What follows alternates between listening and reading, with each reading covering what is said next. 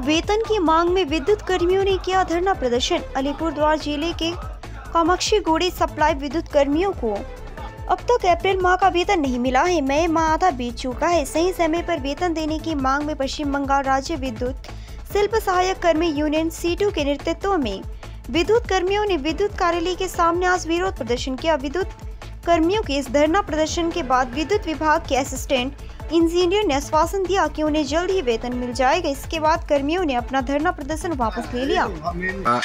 যে অবস্থানে বসলেন তার কারণটা কি একটু বলবেন? দেখেন, আমরা তো অ্যাকচুয়ালি চাই না যে কোনো পাবলিকের কোনো অসুবিধা হোক। আমরা সবাইকে লাইন পরিষেবা দিতে আমরা প্রস্তুত, কিন্তু আজকে মাসের 18 তারিখ যে পরিমাণে আমাদের বেতন ধার্য করা আছে তা দিয়ে আমাদের এক মাস তো দূরের কথা, 15 দিন চালানো খুব সমস্যা পড়তে হয়। তো তার মধ্যে এখন আজকে মাসের 18 তারিখ হয়ে গেছে, এখনও পর্যন্ত আমাদের কোনো বেতনের খবর নেই।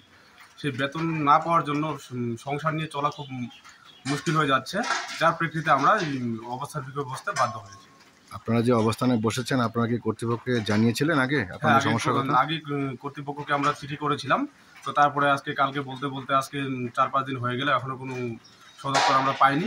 তার জন্য আমরা গতকালকেও সাহেবের সাথে কথা বলেছি, কথা বলেই আজকে এই অবস্থান বিক্ষোভ শুরু করি।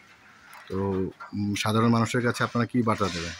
সাধারণ মানুষের বার্তা একটাই দেবো যে দেখেন, আমরা তো আছি আপনাদেরকে পরিষেবা দেওয়ার জন্য, কিন্তু এখন এই মুহূর্তে আমাদের যদি সংসার অটন্ন হয়ে যায়, আমরা যদি কিছু খেয়ে না থাকতে পারি, এখন সেই অবস্থায় তো আমাদেরকে দাঁড়িয়ে থাকা সম্ভব হবে না। তো আমরা যদি নিজেরা দাঁড়িয়ে থাকতে না পারি, আমরা কাজ করবো কী করে? তাই সাধারণ পাবলিকের কাছেও আমরা ক্ষমা প্রার্থী যে আমরা এই স্টেপ নিতে বাধ্য হয়েছি। আমরা তো আপনাদের একটু সহযোগিতা চাই। আপনার নাম?